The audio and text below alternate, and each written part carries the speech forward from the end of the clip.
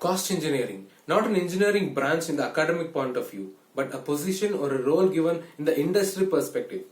So what happens in industry? It's all about purchasing, processing and selling. The selling cost of a particular product, when the operation price and purchasing price is removed from that, you get a value. The ultimate focus of every organization is to increase this value.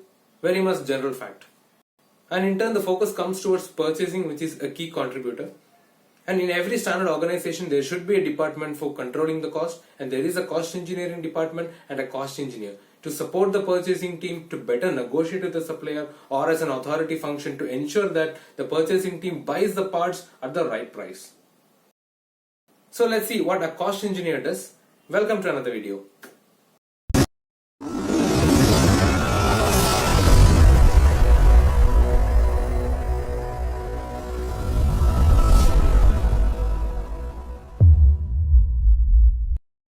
There are standard parts and development parts. Standard parts are something which is readily available with their own fixed specification and pricing.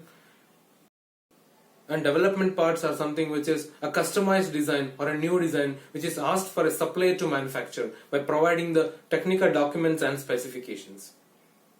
So there is no big role for a cost engineer to buy the standard parts because the prices are already fixed. But there is definitely a lot to do when it comes to the development parts. So let's see what are the elements of a part costing.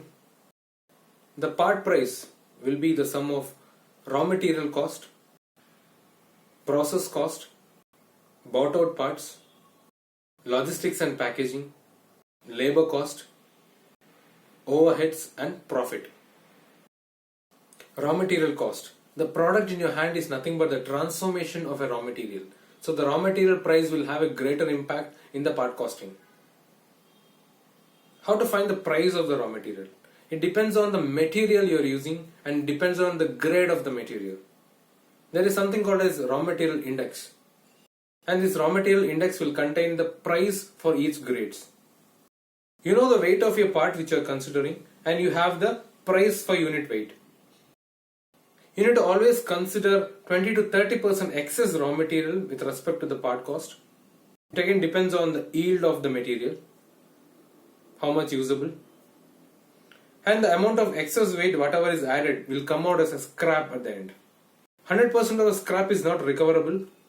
Based on the material, for some percentage of the scrap will be recoverable and it can be sold at the scrap cost. And the scrap cost is later adjusted with this raw material cost. Process cost. For processing you need an equipment or a machine, and the machine is engaged with your product for some time. Time. All you need to find is how much will be the cost of the machine to use this product for this particular time in which it is spent with the product. It's called as machine hour rate. It's all about price for 1 hour. Price of the machine for 1 hour. And there is another term called cycle time. Cycle time is nothing but the time required to complete an operation.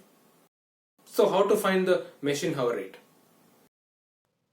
Let's see how to calculate the machine hour rate.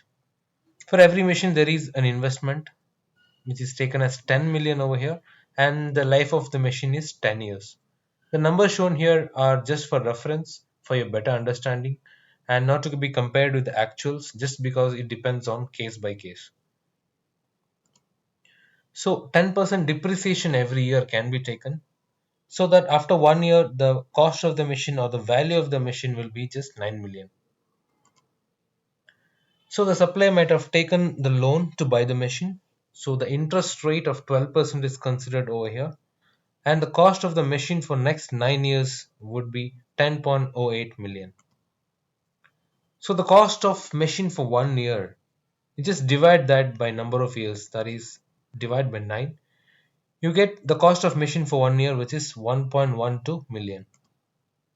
So the cost of the machine for 1 month, just divide the number by 12 because we have 12 months.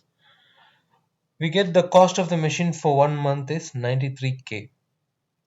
And with the same principle, you can easily bring down the cost of the machine for 1 hour, which is called as the machine hour rate. And here the value I get as 186. Not just that, there are a few things also to it. For example, the power cost. Power cost is the power consumption by the machine. how much kilowatt hour is required to operate, and what is the cost of per kilowatt hour power in that particular geographical area. And the efficiency of machine can be considered as 75% because none of the machines are 100% efficient. And maintenance cost of 5% also can be added. So the updated machine hour rate would be 244. And if your component has the cycle time of 30 seconds, for example, the machine cost part level would be 2.03 because 244 is for 1 hour. So similar to this, for different operations, operation 1, operation 2, operation 3, and so on, it goes. The same method is used. And there are certain operations where the concept of machine hour rate cannot be applied.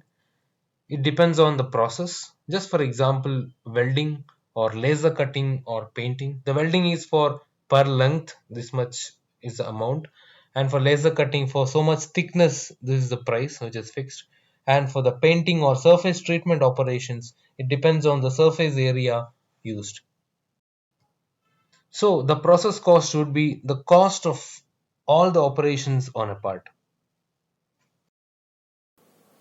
Logistics and packaging cost. Logistics is nothing but the transit cost. It depends on the distance, it depends on the mode of transport, and also it depends on the weight and volume of the part. And the calculation sheet is available for each organization in their perspective. Packaging cost depends on the kind of package used, whether it is a single use package or a returnable package. And most of the information can be gathered from the packaging engineer. Direct labor cost. We spoke about machine hour rate and machine. There are some people required to operate this machine. And similar to machine hour rate, there is man hour rates. It depends on for an hour how much the person is paid and how much time he is spending with the product.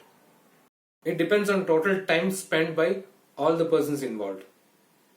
Overhead cost. Overhead costs are certain indirect costs associated with the product such as rent, utilities, office supplies, salaries, advertisement cost, accounting and legal, machine maintenance cost, salaries for the employees. It can come up to 10% of the overall part cost. Profit. End of the day, business is for profit, and companies usually consider 7 to 10% of the part cost as their profit. Also, it depends on the kind of industry and also on the kind of product used. So if you would like to become the cost engineer, look at this topic very closely and learn more and more about the part costing. And confidently tell in the interview that I know the basics of costing. Any knowledge you gain here will never go on waste. Thank you.